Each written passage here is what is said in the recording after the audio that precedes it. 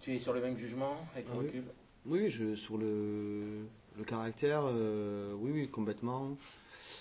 Parce que je trouve qu'on n'a pas rivalisé sur l'intensité, qu'on ne s'est pas engagé comme on aurait dû et pu le faire. Donc oui, sur ces critères-là, en fait, j'étais déçu de la performance. Les 10 heures de bus ne m'ont pas fait changer d'avis, le week-end non plus, et lundi matin, ça faisait écho un petit peu à ce que je ressentais après le match. Même si la colère elle était froide, elle était aussi lucide par rapport au scénario du match et à ce qu'on était capable de faire. Et sur le match, on a été capable de faire peu de choses et il s'est passé tout ce qu'on avait ou pu en tout cas anticiper. Tu as parlé de mauvaise performance de la part des leaders notamment. Oui. Comment ça se reflète sur le terrain et qu'est-ce qu'ils doivent montrer en plus à Mont-de-Marsan demain? Mais en fait, quand on est leader, on est en tout cas crédible aux yeux du groupe. C'est-à-dire que tout ce qu'on va faire ou pas faire, le groupe va soit agir ou pas agir. Je les ai questionnés lundi matin sur quels étaient les messages envoyés dès lors qu'on a été en difficulté et qu'est-ce que chaque leader a fait lui pour remettre le groupe dans l'avancée. On prend un premier essai sur une semi-attaque où on était en possession du ballon sur un compte de 50 mètres par un leader.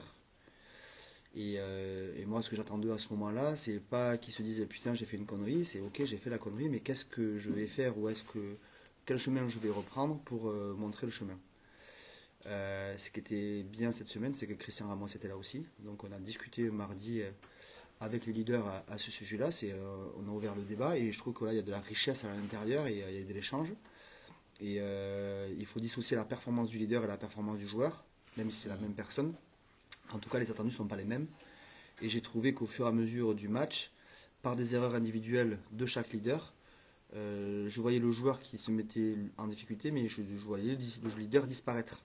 Et ce que j'attends de lui à ce moment-là, c'est qu'il réagisse, qu'il amène, et ce qu'on n'a pas vu. Donc oui, j'étais en colère sur. On a le droit, le joueur en lui-même, il a le droit de passer à côté, même si c'est chiant. Pour autant, le leader, s'il n'amène pas les autres effritent. Donc sur le leadership, j'ai trouvé qu'on avait manqué de caractère. C'était cette réunion de mardi du coup que vous avez faite, c'était enrichissant pour apprendre de cette défaite, quoi. Ben, en fait, c'était le thème, il avait déjà envoyé à Christian avant le match. C'est quelque chose qui aujourd'hui pas récurrent, mais c'est un travail profond. Hein. C'est pas naturel pour quelqu'un d'occulter sa performance individuelle dès lors qu'il est leader. Et c'était surtout la commande qui était envoyée à Christian pour la thématique de mardi. C'était comment je dois agir en tant que leader dès lors que ma performance en tant que joueur elle est moins bonne qu'à l'accoutumée ou alors j'ai impacté par une erreur technique la performance collective. Donc c'était la thématique de notre réunion de leaders, des sages du coup, qui était portée sur ça, mais la thématique avait été envoyée à Christian avant pour qu'il puisse aussi l'organiser. Et donc on a pu servir de choses, de cas concrets, et ça c'est beaucoup plus intéressant. Ouais. Même si j'aurais préféré ne pas le faire. Au moins pour après ce match en tout cas. Exact. Vous allez à Boniface donc demain pour finir ce deuxième bloc de 5 matchs. Ce match-là, il a donné le reflet exact de ce bloc? Je sais pas. Alors évidemment, je sais où tu vas en venir. Tu vas me parler de concurrents directs au maintien. Donc est-ce que c'est ce match-là j'ai compris ta question avant que tu la poses. Je te connais maintenant, c'est 3 ans. Donc est-ce que c'est un concurrent direct? Évidemment. Est-ce que c'est des matchs à 8 points d'office et il se joue à 8 points? En 2 ans, on a gagné une fois l'année dernière. En 3 ans, une fois l'année dernière, on en a pris 50 l'année avant. Donc on sait que Mont-de-Marsan, ils sont ces courants-là, ils peuvent en mettre 50, 60, 70, comme perdre aussi. Donc à nous aussi d'être avertis, on est conscient du contexte. Si on a des tireurs dans les chevilles et qu'on se fait tout dans les fourrures, on ne va pas y arriver, quoi. Donc la difficulté, c'est aujourd'hui être capable de rivaliser dans l'adversité, ce que je trouvais qu'on n'a pas été capable de faire à Oyonnax, dans une équipe qui était aussi en difficulté. Donc j'ai envie aussi de voir une équipe qui agisse dans l'adversité. On connaît le contexte, c'est un concurrent direct. Soit on a du caractère, soit on va encore trouver des excuses. On verra. Cette équipe de Mont 2, elle est vraiment inconstante au possible, à l'image de ses 2 derniers résultats. Elle en a mis 70 à Nevers, elle en a pris quasi 70 à Brive. On se doute que vous vous préparez plutôt à affronter celle qu'on a mis 70 à Nevers, en tout cas dans l'état d'esprit. Ouais. C'est la question à se poser, c'est est-ce que l'équipe qu'on va aligner demain ressemblera à le choix qu'avait fait Nevers, c'est-à-dire aligner une équipe 2 entre guillemets. Est-ce que nos joueurs vont se considérer comme une équipe 2 demain? ou est-ce que nos joueurs vont se considérer comme une équipe où on fait habituellement, c'est-à-dire maintenir de la rotation et une dynamique positive, ou est-ce qu'ils estiment que eux, ce sont des joueurs de premier clan du SA15? Tu penses que ça peut exister, ça? Est-ce que... Tes mecs qui se disent on est une équipe Non, non, non, je pense pas. Ouais. Mais moi, je le qualifie. C'est différent. C'est-à-dire que eux le pensent pas. Par contre, si on en pense 70, c'est qu'on sera une équipe 2. Ouais. Voilà, c'est complètement différent. D'accord. Eux le pensent pas. Moi, je jugerai. Et ça, ça à eux de savoir ce qu'ils ont envie de faire sur le terrain demain. Ouais. Tu disais, vous êtes allé gagner à Mont-de-Marsan en mars dernier, c'était. Hein. C'est pas si loin que ça. C'est un match qui peut vous inspirer sur la production que vous aviez eue. Vous en avez reparlé. Bah déjà, entre tout ça, il s'est passé beaucoup de choses chez eux, dans leur clan. Il y a eu nous, c'était pas encore la fin de Steph Prosper et Patrick Millet. Pour autant, Fred Urruti était sorti juste avant. Là, aujourd'hui, c'est des adjoints qui sont en place. On sent qu'ils sont capables de faire des super choses et de jouer à la Montoise parfois quand ils sont sur une dynamique positive et qu'ils arrivent à être dans l'avancée. Ce qu'on avait vu il y a 2 ans. Ouais, exactement. On sait aussi qu'il y a, en tout cas, on pense savoir, parce qu'on ne sait jamais sûr, qu'il y a des points sur lesquels on pourrait aussi appuyer, des zones à aller chercher sur notre construction stratégique. Après, on peut raconter ce qu'on a envie.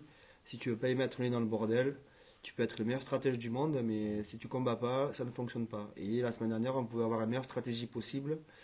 Quand on n'a pas voulu combattre, ou bien combattre, on a été en difficulté. Donc, mon 2, on le sait, c'est victoires sur Nevers, même s'ils avaient fait tourner. C'est victoire contre Vannes, c'est victoire contre Grenoble, les derniers matchs à la maison. Donc voilà, je pense qu'ils ont une target, c'est gagner à domicile absolument. Et même si la semaine dernière, il y avait quand même de la charnière qui est possible, celle qui peut commencer demain, ou du Plessis peut-être à la place de Laclos, à voir. Un des deux centres qui risque de commencer demain. Voilà, il y a quand même des joueurs qui étaient disponibles la semaine dernière qui ont joué. Pour autant, nous aussi. Et on en a pris 50. D'ici la fin d'année 2025, il vous reste 5 matchs, dont 4 contre des concurrents a priori directs au classement. Là demain, Aurillac, Béziers, Carcassonne. Pour reprendre ton expression, c'est vraiment à la fin de cette phase allée qu'on pourra commencer à payer les musiciens. Ouais, le bal c'est enfin surtout la kermesse, c'est au mois de juin. Hein. Mais on aura une vision de savoir si on va combattre durement, ou est-ce qu'on va toute l'année encore, ou alors est-ce qu'on va avoir un peu plus d'oxygène, quoi. Donc oui, demain sera un test. Il faut dire la vérité, si t'en prends 50 demain, tu vas te gratter la tête.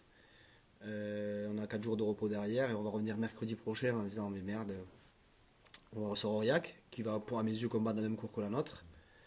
Béziers qui est la même situation que nous, même si les contextes sont différents. Agen qui se déplace un peu moins bien aujourd'hui mais qui à la maison tue les gars. Et après Carcassonne qui a fait un bon début, qui a montré des belles choses, qui est un peu en difficulté aujourd'hui. Mais en plein hiver à Carcassonne, à Domecq, dans la boue. Et ils vont jouer leur prochain match à la maison. Voilà, donc juste avant les fêtes. Donc voilà, oui. À ce moment-là, on aura une jauge un peu plus équilibrée. On aura aussi joué un match de plus à l'extérieur. Ouais. Mais on n'est pas souverain à la maison, donc c'est peut-être pas signe non plus de certitude. Mathéo, qui vous espionne régulièrement, me faisait remarquer que vous avez encore fait une semaine d'entraînement avec peu de joueurs. Ce sont des choses qui peuvent vous souder quand même, ou c'est vraiment toujours un gros handicap? Je suis d'accord avec le fait factuellement qu'il manque des joueurs. Juste, puisque je regarde un petit peu la télévision et regarde les matchs top 14, Bordeaux, la semaine avant d'aller à Castres, si j'écoute leur manager, ils sont entraînés à 17. Et ils ont fait quoi à Castres? Ils ont gagné. Ok. Donc les joueurs alors en effet on s'est entraîné différemment, ça nous oblige à changer nos structures d'entraînement. Pour autant on ne s'est pas désentraîné. Donc oui, on a changé la méthode un petit peu parce que ça nous oblige. Mais les joueurs qui sont entraînés cette semaine, c'est les joueurs qui vont jouer demain. Donc on s'est entraîné avec nos joueurs qui joueront demain. Je répète mon dicton. Les bons et les mauvais. C'est bon, vous connaissez par cœur la phrase. Donc s'ils trouvent des excuses, c'est pas en tout cas celle de ne pas bien s'entraîner parce que j'ai le sentiment qu'on a fait une bonne semaine comme on avait fait pour autant au Yona. Et qu'en déplaisant certains, le projet avance. Pour parler d'entraînement, tu étais hier soir à Cognac pour un entraînement dirigé avec l'USC. de Victor Paquet, Jordan Crémou, que tu connais bien. Comment ça s'est passé? Tu peux nous en dire quelques mots? Mais d'abord, depuis 2 ans et demi, ce que je souhaite, c'est que le territoire avance et que notre club rayonne dans le territoire, ce qui engage aussi des entraînements délocalisés, des équipes professionnelles sur le territoire quand on peut, le fait que les membres du staff puissent bouger dans tous les clubs du territoire. Là, c'était une demande de Cognac. Voilà, ils sont un petit peu en difficulté aujourd'hui et la volonté aussi, c'était de bouger. Donc, ce qui a surpris Victor et Jordan hier, c'est que d'habitude, ils étaient 17, je crois, il y a 15 jours, et hier soir, ils étaient 48. Donc, non, c'était chouette. C'est important, je pense, qu'un club phare comme le nôtre, dans nos métiers qui sont les nôtres, qu'on puisse aussi véhiculer la voie du SA15 sur le territoire, renforcer les liens entre les clubs, parce que nous, U14 aussi, challenge ensemble. Donc, c'est important qu'on puisse aussi montrer qu'on construit et on collabore de manière très factuelle et pas que les dires. Donc voilà, on a nos académies des entraîneurs qui doit reprendre forme là rapidement. On a la volonté de se déplacer un petit peu partout. On fait quand on peut, bien évidemment. Là, c'était l'occasion. Ça a été demandé par Cognac la semaine dernière. Jordan m'a demandé, Crémou. Donc voilà, ça change, ça fait longtemps. Ça t'a rappelé des souvenirs? Oui, mais il y a 1 mois et demi, j'étais allé à mon village aussi avant de remonter là en R2. Donc dans R2, R1, c'est cool. Ça change un petit peu et je trouvais que voilà, les mecs étaient investis. Et ça met aussi un peu d'oxygène dans la tête, ça change l'habitude de la routine. Dernière chose, Alex, pour la première fois depuis 2 ans, le SA15 vient d'être convoqué en commission de discipline par la Ligue. J'ai vu ça hier, sauf que c'est pas un joueur, mais c'est l'entraîneur de la discipline, justement, Laurent Cardona. Ça peut lui coûter cher en viennoiserie. Alors, au-delà de ça, il y a plusieurs réponses à ça. La première, c'est que on ne doit pas se comporter comme ça, sur le bord de la touche. J'ai eu une discussion avec Laurent à ce sujet. Malheureusement, heureusement, c'est pas une excuse. S'il y a une personne qui peut se comporter différemment que les autres, ça reste moi. J'ai le droit de dire que je suis pas d'accord, même si je suis sanctionné. Par contre, tout le reste du staff doit rester à sa place. Donc Laurent, dans ce cadre-là, n'a pas à sortir de son cadre. Le deuxième, c'est que Laurent, il a envoyé une information sur laquelle je lui parle dans l'oreille. C'est moi qui lui véhicule le fait que les soutiens allaient au-delà. Donc on doit aussi calibrer notre communication avec lui pour ne pas le faire monter en pression quand il est sur le banc. Donc ça, c'est aussi de ma faute et c'est ce que je lui ai dit. Pour autant, je sens la target trop simple en fait. Comme je vous ai dit en préambule, je regarde beaucoup de matchs Top 14 Pro D2 et j'en vois beaucoup râler au bord du terrain. Je ne sais pas si certains ne sont pas contents de se dire tiens, je me suis fait cardo, Ruiz. Voilà. Et je ne parle pas de Julien Collier, parce que Julien Collier a entièrement raison de venir remettre à l'heure cardo. Il n'y a pas de débat avec ça. Et c'est son travail, il fait bien de le faire. Je lui ai dit, j'ai eu un échange avec Julien Collier à ce sujet. Pour autant, je me suis permis aussi d'appeler Romain Poite. Les 4e et 5e arbitres, des fois, ce serait bien qu'ils restent un petit peu à leur place parce qu'ils se prennent parfois pour d'autres. Et qu'il faudrait qu'ils respectent aussi ce que je leur ai dit à la fin. Quand en face de toi, je ne parle pas pour moi, hein, je prends l'exemple lambda, hein, quand tu as un 4e arbitre qui parle à Hugo Mola, Pierre Mignoni ou Christophe Furios, voilà, tu dois rester quand même si tu es là pour définir un cadre, une organisation, sois quand même bienveillant, parce qu'on est tous sous pression, on a nos postes qui sont engagés, et même si ce n'est pas une excuse, il faut aussi un petit peu d'empathie, parce que parfois les pressions elles sont fortes. Et de psychologie. Voilà, c'est bon? Merci. Allez, merci.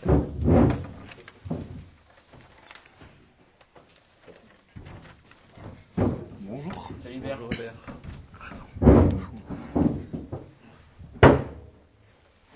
Bon, Hubert, rendez-vous demain à Mont-de-Marsan. Tu connais bien, c'est pas très loin de chez toi. Je connais bien, c'est à 30 minutes de chez moi, d'ailleurs sur Adour. Donc je pense en 3 ans, j'ai jamais joué là-bas. Blessure dure. Et donc ça va faire du bien, c'est à côté. Et puis, Je posais la question ce matin sur Adour, on se sent landais, on se sent gersois, on se sent pyrénéen. Landais. Landais. Landais, quand même. Alors je sais qu'il y a tout à côté, mais non, Landais quand même. Vraiment landais, quoi. C'est forcément un match particulier pour toi, du coup, d'aller jouer à Mondo, de jouer dans les Landes au moins, t'as la famille, t'as les amis? Ouais, j'ai des potes qui viennent, j'ai la famille qui vient. À particulier, oui, mais ça reste un match comme les autres. Où en plus, il faut qu'on gagne. Donc ça reste un match un peu comme les autres. C'est pas ton derby. Non, quand même pas. Tu connais la route, tu vas conduire le bus ou pas? Non, je pense pas, je vais rester concentré, je vais rester à ma place, c'est mieux pour ça. Alex parlait du mauvais match des leaders vendredi dernier à Oyo. Toi qui en fais partie maintenant de ces leaders, qu'est-ce qu'il a manqué selon toi sur ce match? On n'a pas du tout été bon sur tout ce qui est conquête, tout ce qui est touche, mêlée. Pour moi, on n'a pas mis assez d'intensité sur la défense et sur l'attaque. On a perdu trop les collisions comparé aux 2 matchs d'avant. Pour moi, on n'a pas été nous-mêmes et j'espère qu'on va retrouver ça la semaine prochaine parce que c'est pas notre image. Demain, pardon. Désolé. Demain, et c'est pas notre image et il faut vraiment qu'on se mette dedans. Donc avec une conquête bonne et une bonne défense et après le gain des collisions, on peut que faire de bonnes choses. On disait que tu as gagné en leadership dans cette équipe au fil des mois, des années, que ce soit en touche, dans l'organisation générale. C'est quelque chose qui te plaît? Tu étais demandeur? Bien sûr, ça me plaît. Ça me plaît d'être un peu plus en avant, ou en tout cas, je vais dire pas au centre de l'équipe, mais en avant. C'est bien pour moi. Après, il faut rester, j'allais dire, en tant que leader exemplaire, ce qui était mes défauts peut-être avant. Donc, toujours être exemplaire et faire les choses bien. Ce que disait Alex tout à l'heure, justement, c'est dur de dissocier le joueur du leader quand tu es sur le terrain. C'est pas les mêmes attentes. Il faut pouvoir rester soi-même sur le terrain, faire des bonnes choses et après, derrière, avoir un bon leadership. Même si la performance individuelle peut ne pas être bonne, il faut rester bien en termes de leadership. Ouais. Donc c'est 2 choses différentes, mais qui s'associent aussi. Ça demande beaucoup de lucidité. C'est ça. Ouais. Après Oyo, Alex pointait aussi du doigt le fait que vous laissiez beaucoup de points aux adversaires, que ce soit les bonus offensifs, bonus défensifs, ici à Chanzy notamment. Tu sens que vous n'êtes pas encore assez tueur, que ce soit quand vous avez l'avantage ou quand vous courez après un score? Complètement. On en parlait dans les vestiaires un peu. C'est qu'on ne se retrouve pas avec des matchs où c'est pas facile, mais où on arrive à mettre des 40-50 points ou à tuer le match vraiment d'un coup. On arrive toujours à laisser ce petit espoir pour les autres et nous douter, où il faut qu'on arrive à tuer le match des fois. À tuer les matchs ou des fois, quand on est proche au score, venir accélérer et venir récupérer des points. Et là, on a du mal un peu à faire ça. Je vois Biarritz où on perd le match, ou sur dernière action où on ne tue pas le match. Grenoble, on les laisse un peu dedans. Pour moi, il faut qu'on arrive à être plus tueur et à venir gagner ou des fois prendre le bonus, pour le coup. On l'évoquait tout à l'heure avec Alex également, ça fait plusieurs semaines que vous êtes pas à l'entraînement. Pour Alex, c'est tout sauf une excuse. Ça change des choses quand même pour vous au niveau des joueurs? Non, on va dire ça peut donner des chances à certains joueurs, mais ils les prennent. Ça permet d'être aussi plus exigeant à l'entraînement. Certes, il y a une adaptation au niveau de l'entraînement, mais faut qu'on reste concentré et focus sur l'entraînement et que ça soit toujours aussi propre. De toute façon, ça fait partie du jeu. Oui, non. C'est ça. De toute façon, le rugby, il y a des blessures et c'est comme ça. Alex avait cité l'exemple de l'UBB. Je me souviens d'il y a 2 semaines quand vous allez à Brive, vous entraînez un peu. C'est une semaine qui est peut-être un peu fatigante en plus avec la pluie, etc. Ouais. Ça avait soudé le groupe un petit peu Soudé, je sais pas, mais en tout cas, on s'était retrouvés sur des points clés qui étaient la défense. La défense et le gain des collisions, parce qu'on avait perdu la semaine d'avant, et donc c'était important de gagner à Brive. Se recentrer sur certaines choses comme la défense, c'est bien, mais aussi pas délaisser l'attaque, parce que c'est l'attaque qui fait marquer des points aussi. Tu risques d'être titularisé en 8, on sera à 18h. Qu'est-ce que ça change dans ton jeu ou dans ton rôle sur le terrain par rapport au poste de flanqueur que je crois que ça fait depuis plus d'1 an, hein? Ouais, c'est ça, je pense que j'ai joué à Brive ou Nevers en 8. Ouais. Enfin à Grenoble en fin de match d'ailleurs. Ça change beaucoup de choses, je suis beaucoup plus au centre du terrain. Je fais partie du R3 aussi. Ça change pas mal de choses, mais j'aime le fait de pouvoir toucher plus de ballons. Maintenant, il va falloir bien les prendre et avancer sur les contacts. Mais ça change quand même pas mal de choses pour la redistribution, pour tout. Mais il va falloir que je m'exprime bien pour le coup. Tu as joué ton 75e match au SA15 la semaine dernière à Oyo. Qu'est-ce que ça représente pour toi, qui est là depuis pas mal de saisons maintenant? Ça commence à faire beaucoup. Les Sanges, ça sera compliqué peut-être cette année. Mais c'est bien, c'est une bonne chose. C'est impossible. Oui, c'est impossible. Impossible, mais non, c'est super bien et c'est comment dire, gratifiant de pouvoir arriver à ce stade-là dans ce club où c'est l'un de mes premiers clubs, mon deuxième, mais concrètement mon premier en pro. c'est une bonne chose et j'espère que ça va continuer comme ça. Qu'on a les images des 100 centenaires autour du stade et si un jour j'ai ma tête, ça sera vraiment énorme. Alors la tête, ce sera avec ou sans moustache parce que c'est Movember. C'est Movember en ce moment. J'ai essayé un peu de faire la moustache, il n'y a pas grand chose, mais bon. Vous aurez justement, comme c'est Movember, je ne sais pas s'il y a beaucoup de joueurs qui le font. Qui a la plus belle moustache du SA15 à part Gérard Hamelin, évidemment? Germain quand il se la fait, quand il se la fait, c'est sympa. Ouais. Faudra que je lui demande de la faire.